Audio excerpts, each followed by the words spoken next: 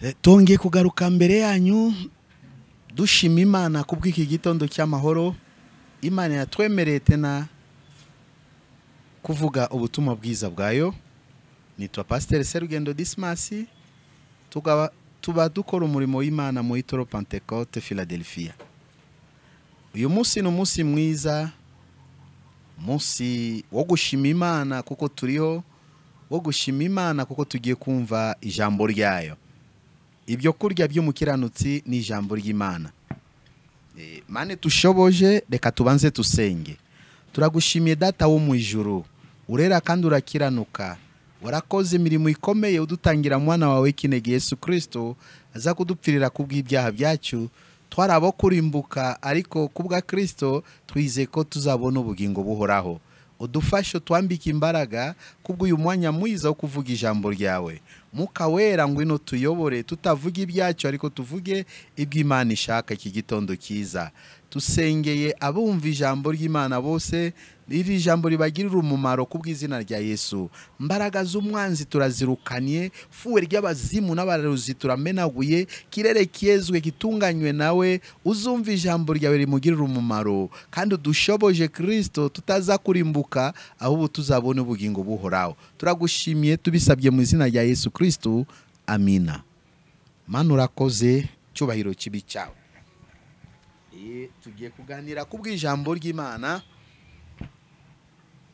Mana itushoboje. Turasoma igitabo Ingoma ba kabiri gice cya 32 murongo wa 9 kugeza ku wa 12. Turaza gusimbuka 15 kugeza ku 16. Ingoma wa kabiri 32 murongo wa 9 kugeza ku wa 12. Tuongere dusimbuke murongo wa 15 kugeza ku wa 16.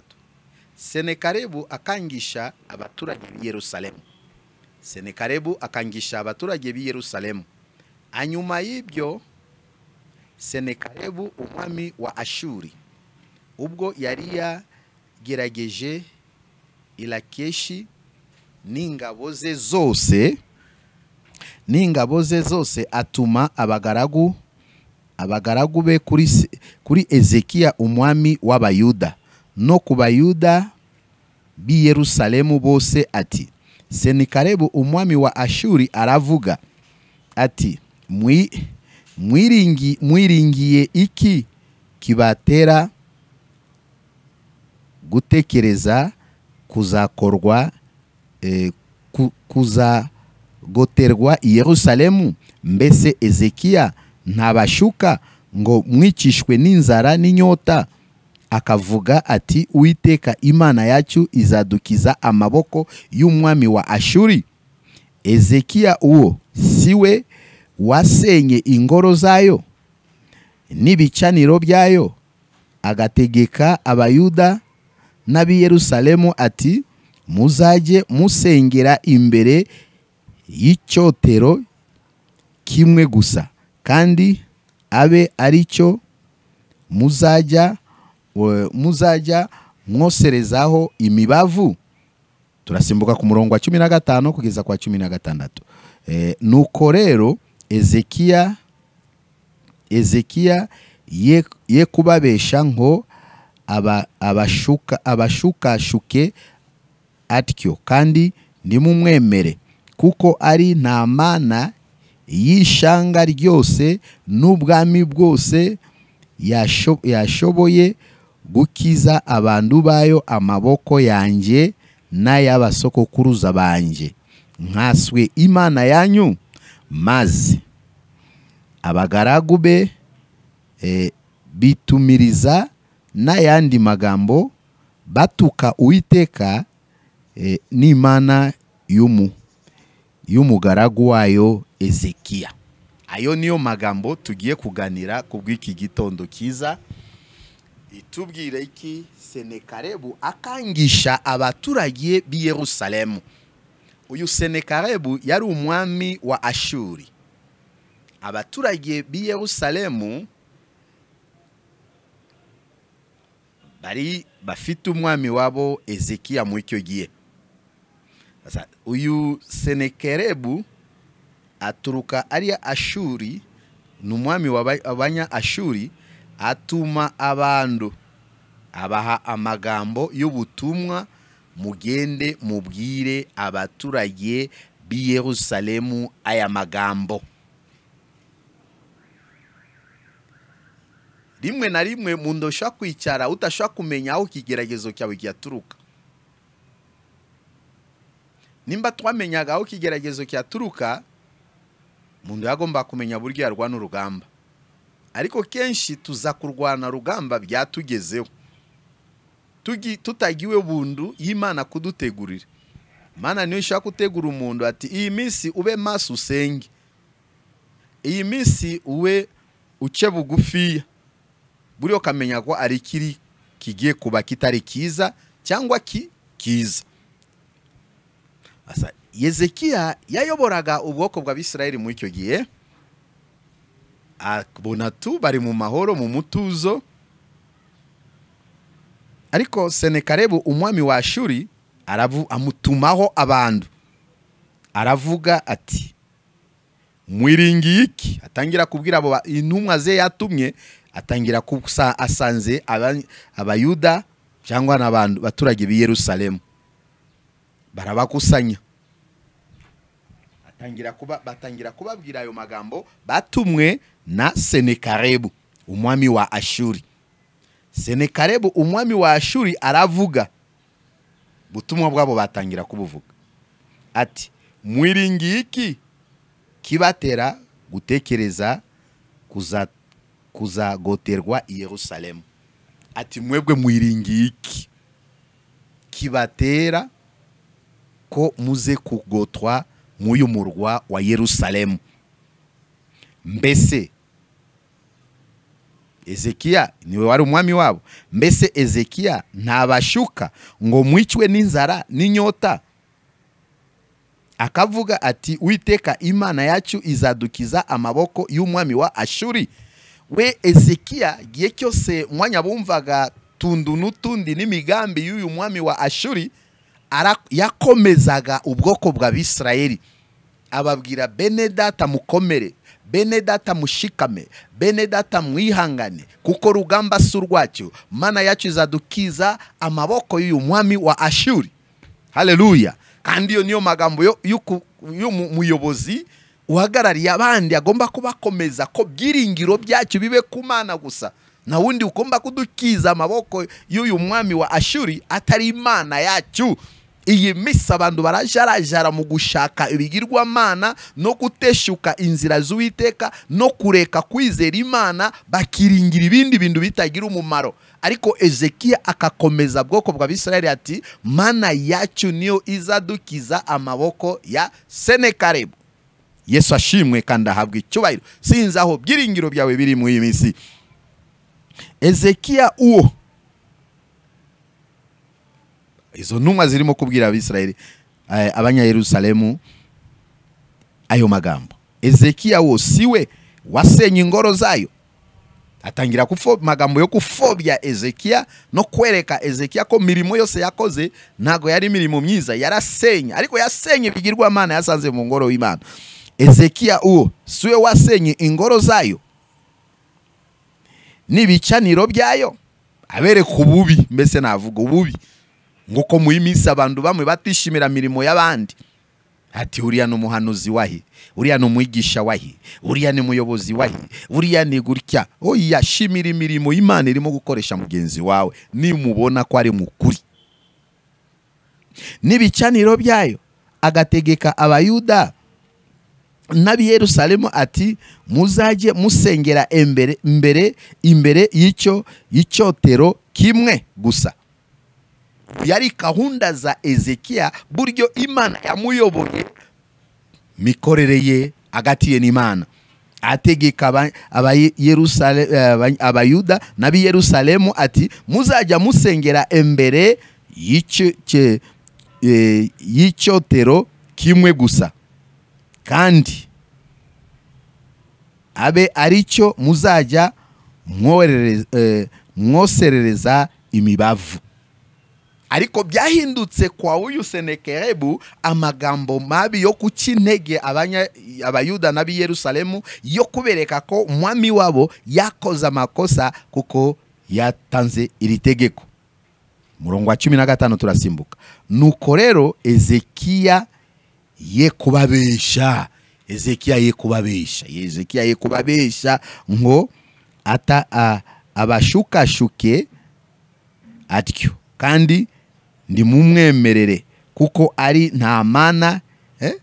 Arabereka ko Ezekiya ntakabashukashuke gutyo kandi ndi mumwemerere kuko ari nta mana y'ishanga ryose n'ubwami bwose yashoboye gukiza abantu bayo amaboko yanjye n'ay'abasokuruza banje nkaswe n'Imana yanyu.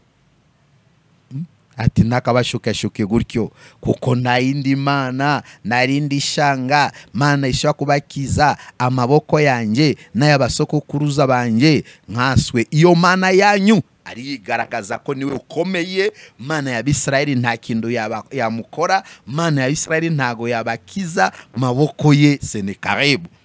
Ariko icyo nakunze cyangwa tutaragerayo murongo wa 13, maze abagaragu be nabo kuko yabatumye bitumiriza n'ayandi magambo nabo batuka Uwiteka n'Imana y'umugaragu wayo Ezekiya.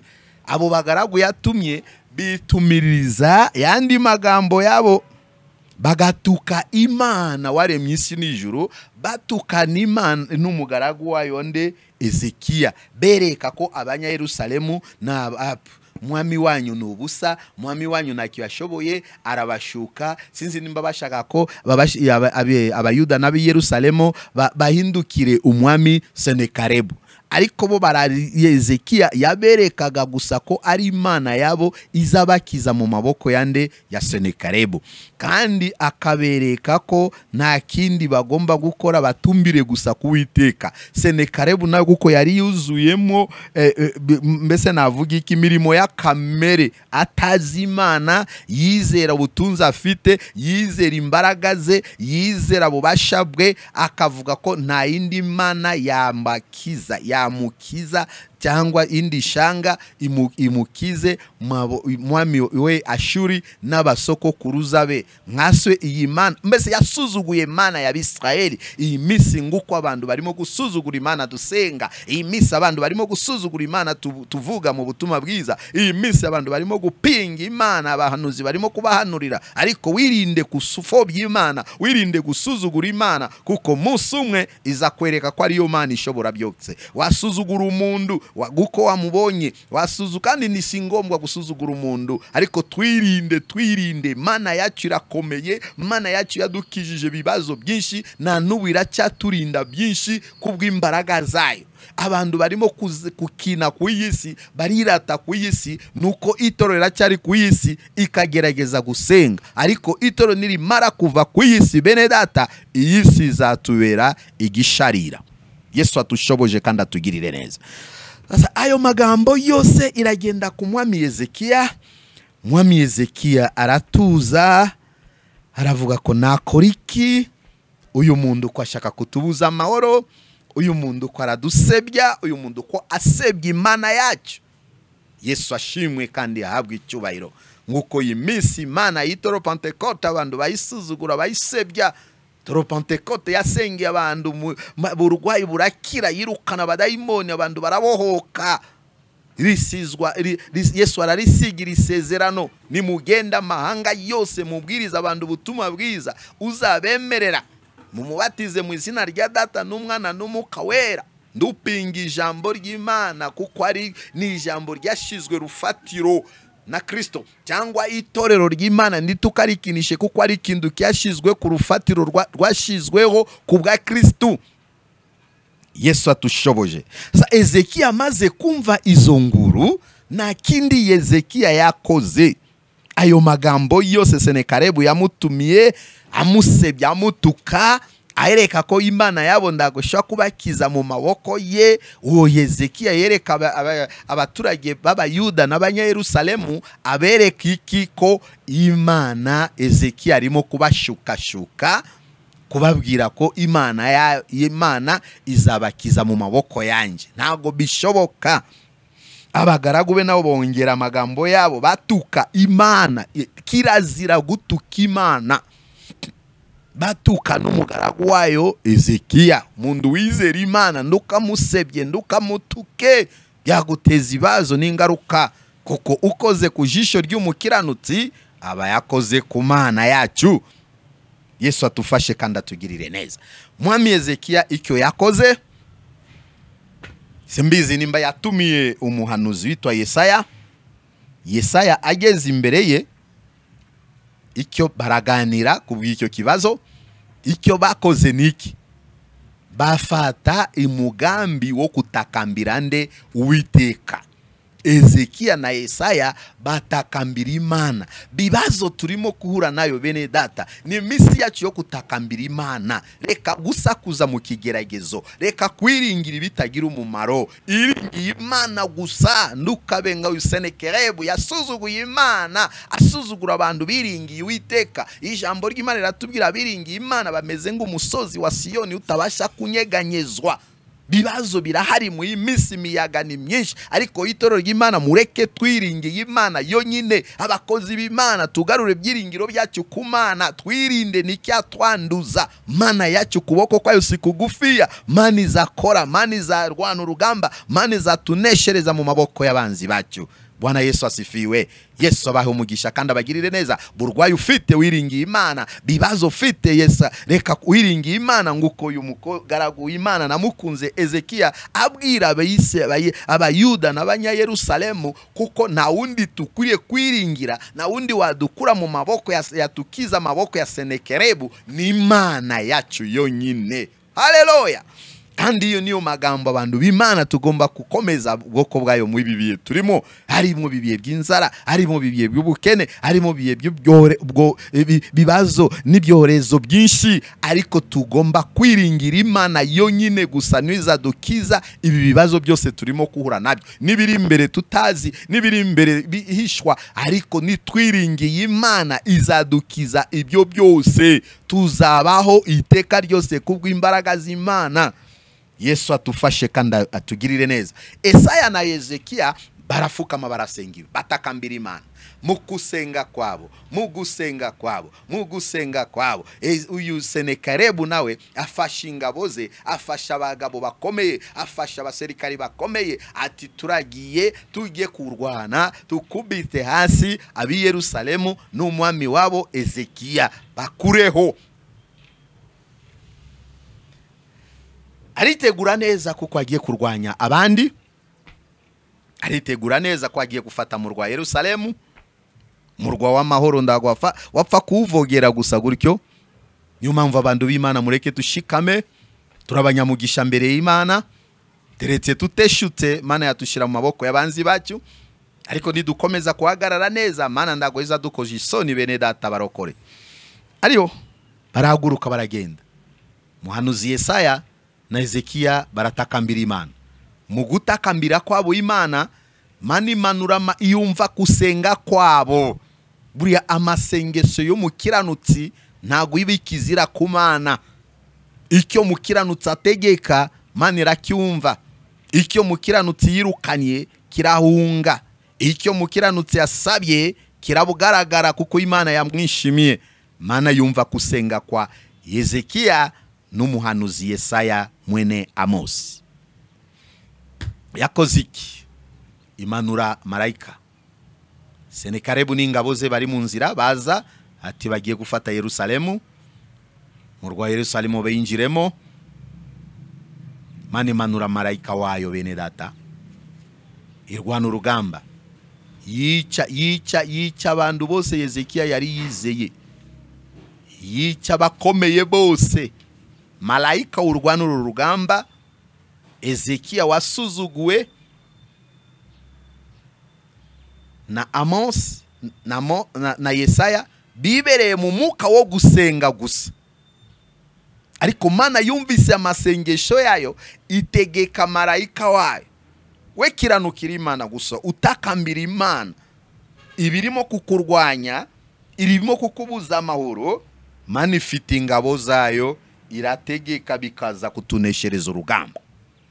Uwo marayika aramanuka hagati yabo, nize ko bari mu nzira, irabakubita imwicira abakomeye bose, abatwari bose yari yafite. Senekeribu imaze kubica, Senekeribu acika indege, arareba abo yari yiringiye, abo yabonaga ko bazamufasha ku rugamba, abo yiratiraga, bigatuma atuka Ezekiya n'umwami wa Bisirayeli.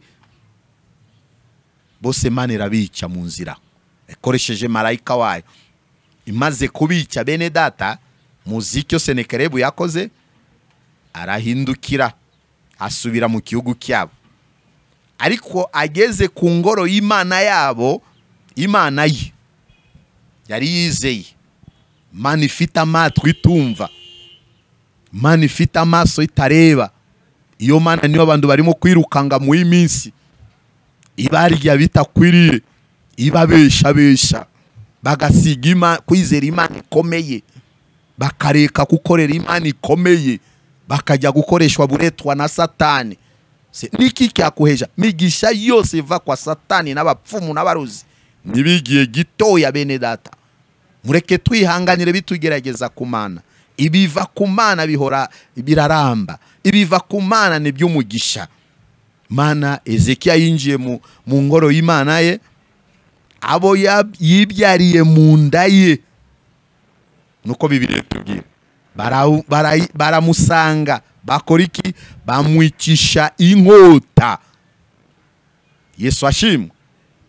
Uyu Senekeribu watukaga Imana ya Bisirayeli, Senekeribu watukaga Imana ya Ezekiya, abo yibyariye mu nda ye, Bibiliya iravuga ki? Bakora iki?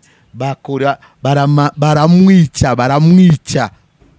Nize ko nabo barebye, ariko ibyo data arimo gukora bitagira umumaro, ibyo data arimo gukora bitafite ubwenge, ibyo data yakoze yatuma ko ingabo atumarira abakomeye bose baricwa, nabo baramwica.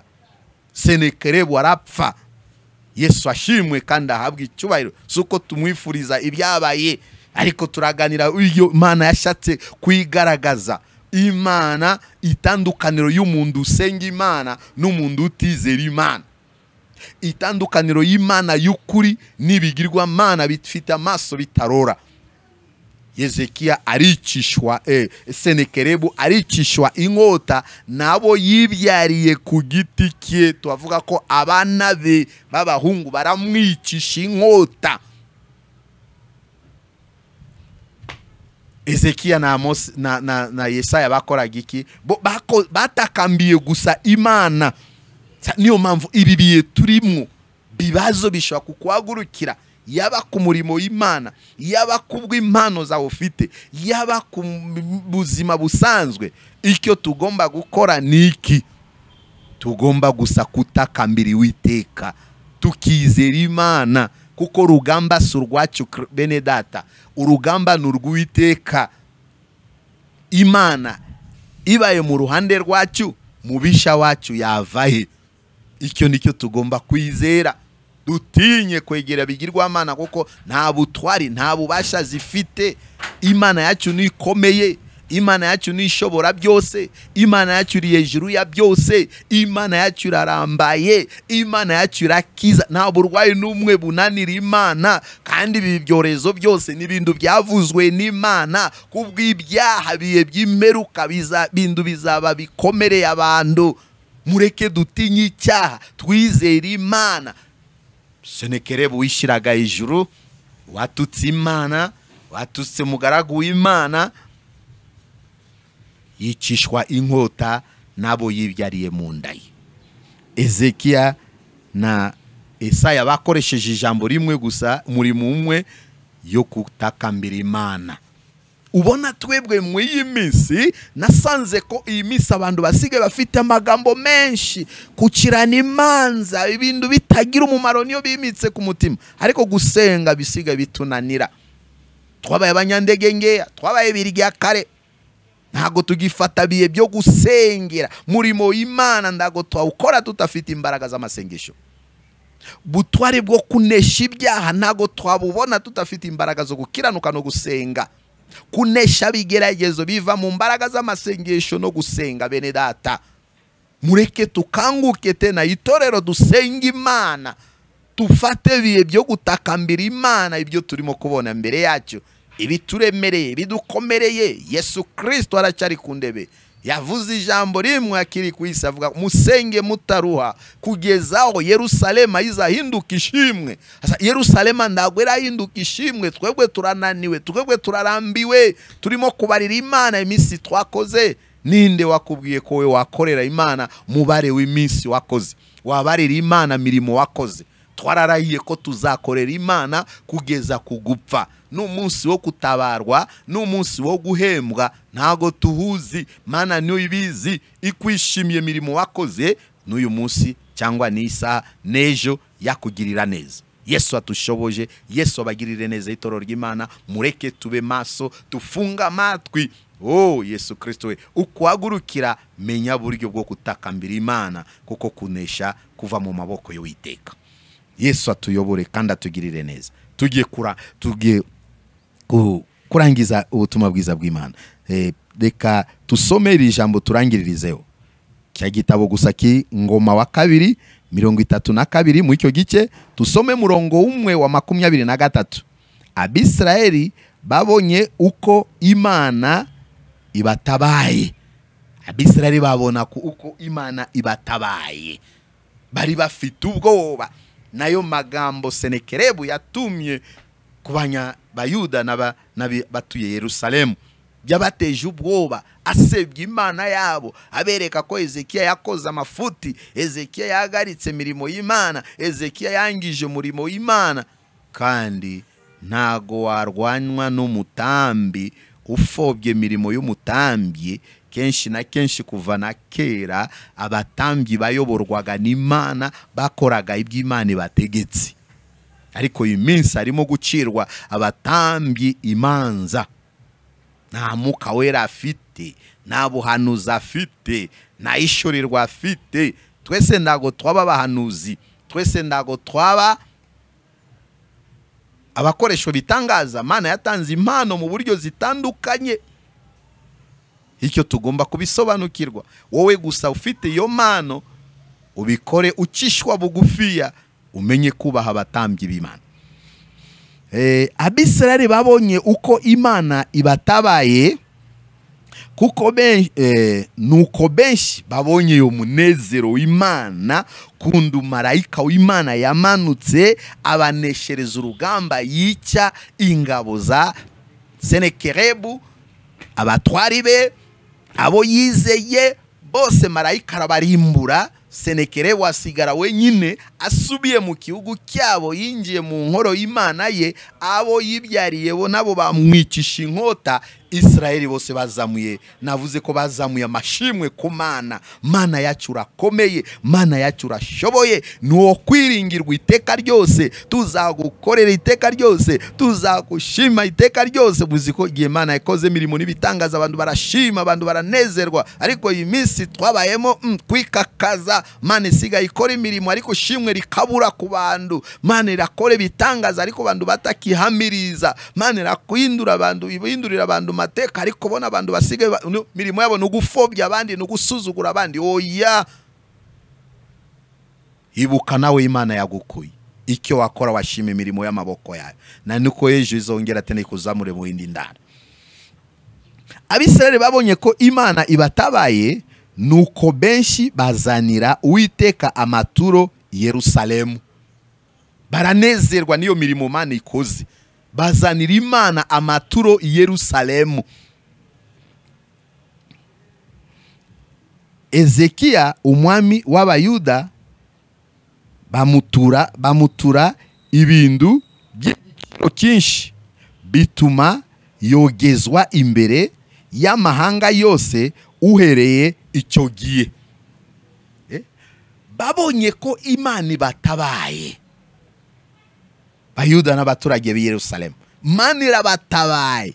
Mwanzi wabo wari wateje ubwoba, wari watumye bamwe batangira gufata ingamba, twava mu uyu murwa kubwo gusenga gutakambira Imana kwa Ezekiya n'umuhanuzi Yesaya. Imana imanura marayika wayo. Ariko simbizi nimba turakibuka mbaraga ziva mu masengesho y'Itorero. Turakibuka mu kuboko kw'Imana buryo gukomeye. Kuko twebwe turasakuza muri biye turimo. Abari mu bibazo barasakuza, abo Imana yagiriye neza barasakuza, nta shimwe rikiboneka. Ariko Abisirayeli babonye ko Imana ibatabaye, nuko benshi bazanira Uwiteka amaturo i Yerusalemu. Babonye ko Imana ibatabaye, benshi bazana amaturo Yerusalemu. Navuze hano Iyimitsi benshi barimo kubona buryo Imana ibatabaye, bakavuga ko amaturo yacu tuzafasha abakene, amaturo yacu tuzafasha abatishoboye. Ariko si uzi ko amaturo nawe iratandukanye. Ari ituro ry'ishimwe, ntago ari waya umukene. Ari kimwe cya 10, ntago ari cyo wagiha umukene. Ari ituro ry'unyubako, ntago ari yo wariha utishoboye. Tugira ubwenge, kandi buri ituro rigira iki? Rigira umugisha waryo. Babonye ko Imana ibatabaye, ntago ari umukene ubatabaye. Iyo umukene irahari. Yesu atushoboje tusobanukirwa ibintu bene data, tugira ubwenge. Hose ngewe sinzongera gutanga kimwe cya 10 mu rusengero, nzaba mfasha abakene. Oya, buriya wahinduye mugambi gahunda z'Imana yashizeho. Gihe cyose ukoze, gihe cyose wahinze, gihe cyose ubonye umugisha, ugomba gutanga kimwe cya 10 kuiyo umugisha ubonye. Ntago yavuze ko yiha abakene.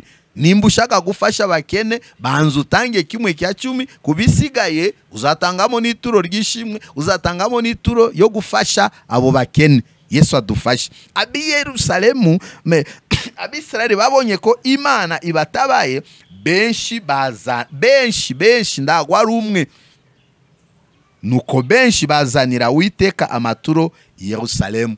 Abantu benshi barimo kubesha abatambyi b'Imana, bakaza mbere y'Imana barimo kurira, bakaza mbere y'Imana bibazo bibaremereye. Mana nifasha nzazana ituro, Mana nimbakazi nzazana umushahara wa mbere. Mana imaze kubikora, wa muntu ntago zongera no kubona akuvugisha cyangwa kubaza amakuru. Ariko nabyo si byiza, musi w'urubanza tuzabibazwa. Na Ezekiya umwami w'Abayuda bamutura ibintu by'igiciro cyinshi. Babonye ko Imana ibatabaye, benshi bazana amaturo yabo i Yerusalemu. Na Ezekiya uwo mwami w'Abayuda avuga, kubera wowe twabonye Imana yawe ikoze imirimo n'ibitangaza, nawe bamuzanira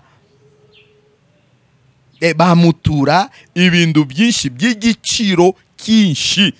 Ubona ko kera abantu bagiraga umutima wo gukunda abayobozi babo, bashimira iyo mirimo, babonye ko Imana ibatabaye. Ezekiya nawe bamutura ibintu by'igiciro cyinshi, bituma yogezwa imbere y'amahanga yose uhereye icyo gihe. Ayo maturo y'igiciro cyinshi bamuzaniye Ezekiya bituma yogezwa amahanga yose iramumenya, kubera ko abaturage bakoze iki? Bamuzamuye, nabo bashima Imana kuko yabatabaye. Iyi misi se twebwe dufite icyo gitekerezo, twebwe dufite yo ishurirwa, twebwe dufite uwo mutima, twabaye babi, turashaka kurya by'Imana ku buryo bw'ubuntu.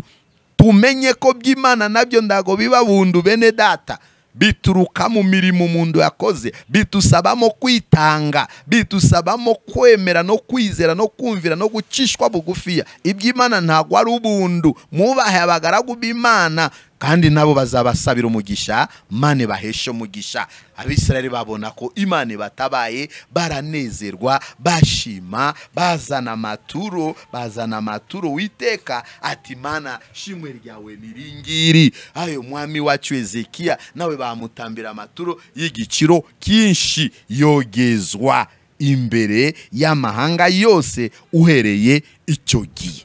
Ayo yari amagambo y'Imana Senekarebu akangisha abaturage b'i Yerusalemu. ariko kubwo gutakambira Imana kwa Ezekiya na Yesaya, Mana yamanuye butabazi bwayo.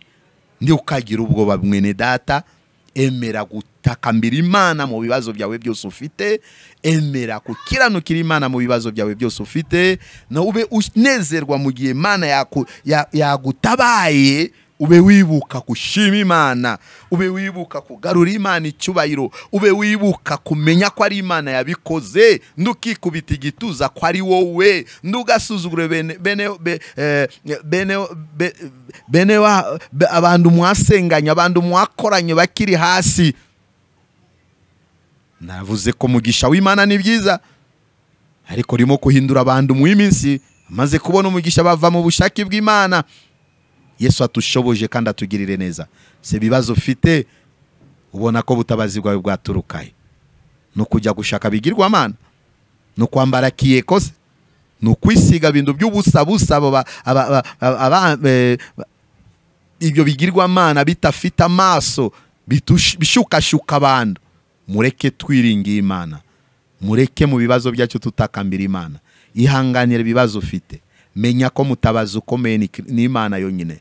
Menya ko ukuboko kw'Imana kuhagaze imbere yawe uzanesha abanzi bawe. Kiranuka gusa, ndukifuriza abandi bibi, ndukagarura ibibi ku bibi. Wowe uce bugufi ya usenge, umve kubabarira no kwibagirwa. Usenge Imana kuko butabazi bwacu buturuka mu maboko y'Imana.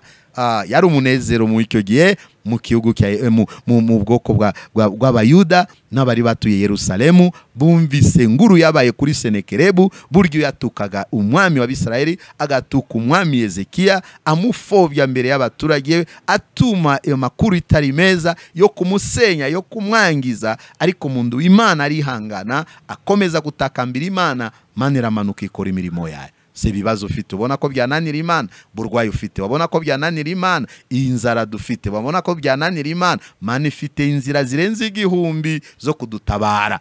Mureke tufatanye amaboko y'Itorero ry'Imana, tugira umuka wo gutakambira Imana. Ntukajye gusenga ufobya abandi, ntukajye gusenga usenya abandi. Reka tugugurane, dukomezanye, tubwirizanye zaburi nziza, tusengerane, nayo mirimo Imana izatwumva, natwe ituneshereze mu bibiye bya nyuma, mu bibiye bigoye, mu bibiye tutafite ubuhingiro. Kera twahuraga n'ibibazo muri Afrika, mundu yakifuza kujya mu kindi gihugu, ariko ubona ko iyi minsi buri gihugu cyose bandu barimo gutaka, bandu bafite amarira. Sasa bitwereke iki? Ubuhungiro bwacu ni ku Mana wenyine, kuyihanganira kwacu ni mu Mana, gukomera kwacu ni mu Mana. Yesu atufashe kandi atugirire neza. Twavuga byinshi tukarara mu by'Imana, ariko wizeye ko mu bibazo byawe utakambiye Imana yagutabara. Gira n'umutima wo kubabarira mwene data, gira n'umutima wo gutinya icyaha, ukiranukira Imana mu gatoya na kanini, ubabarira bakugiriye nabi. Maso yawe irebe ku musaraba gusa. Tugiye gusenga, turagushimye Imana yera, tunejejwe nawe iki gitondo kiza. Yari ijambo ryawe ritwereka imbaraga n'ubutware buva mu masengesho, ritwereka imbaraga n'ubutware mu maboko yawe. Buryo warwaniriye mwami Ezekiya n'Abayuda n'abatuye Yerusalemu mbere y'amaboko ya Senekerebu, wabakangishaga, wabatezaga ubwoba. Warakoze mwami, natwe mu bibiye turimwo ntago bikunanira witeka we. Bibazo dufite ndago bikunanira, ariko ukomeza gusa Itorero ryawe, komeza bwoko bwawe, komeza abakozi bawe, komeza bakwiringiye bose mu iki gihugu cyacu, hanze y'iki gihugu. Komeza abantu bawe mu bibazo barimo kuhura nawe, bikomeye bituhagurukiye. Uriho kandi uzahoraho. Rambura gusa kiganza cyawe Mana, utugabanyirize imiyaga, tugabanyirize ibibazo. Ariko icyo tusabye, imbaraga zawe zibe muri twebwe, imbaraga zo gukiranuka, imbaraga zo gusenga, imbaraga zo kugendana nawe nguko bikwiriye mu izina rya Yesu. Bishukanyo bya Satani, marorerwa y'ibyaha irimo gukora, busambanyi ku isi, magambo mabi, Yesu we tegeka uhindure byo byose. Imbaraga zawe zisenye bigirwamana, imbaraga zawe zisenye mikorere ya Satani, imbaraga zawe zisenye butware bw'abarozi barwanya umurimo we, barwanya abakozi bawe batashaka ko bakore byo gukiranuka. Udushoboje, udushire kimenyetso Itorero, tuhagarare ku rufatiro nguko bikwiriye. Abarwayi turabasenge, abafite amarira turabasenge, imbunzi turabasenge, abari hanze y'iki gihugu bafite ibibazo ibibazo bibaremereye byangombwa, Mana ni wo kwiriye kubagirira neza. Abashomeri ukabagirira neza, abacuruza bahomba ukabagirira neza, ukahesha abantu bawe amahoro, ugatunganya itorero, tukaba mu mukumwe, tukomezwa nawe kuko ari we Mana. Urakoze Yesu Kristo, turagushimye kuko ruwera. Abacika intege, abasubiye nyuma, nabo bashoboje kandi ubambika imbaraga. Ariko icyo tugusabye cyane nuko watuha kuba maso, musumwe tuzabona ubugingo buhoraho. Turagushimira ijambo, reka rigere ku bantu bawe kandi ribagira umumaro. Natwe twambika imbaraga kandi udushoboje, tuzakomezanye nawe kugeza aho uzaza kujyana itorero. Mana urakoze, tubasabiye amahoro n'umugisha wawe kubana na buri muntu wese uzatega amatwi kumva ubutumwa bwiza. Urakoze, cyubahiro kibi cyawe. Amen. Mana ibaho umugisha. Turagarukiye hano kubw'uyu munsi mwiza. Mukomere kandi mushikame, kuhagarare neza ku murimo w'Imana, bizadufasha bene data. Nimero de telefone yacu nimbariki watubaza cyangwa ushaka kutugirira nama, byatubera byiza. Mukomeze mudusengere, mukomeze natwe mututere inkunga ku murimo w'Imana, nabyo bizatubera byiza. Mana ibaho umugisha. Ni 0 7 54 0 7 82 4 3 9 7 54. Murakoze. Imana ibaho umugisha.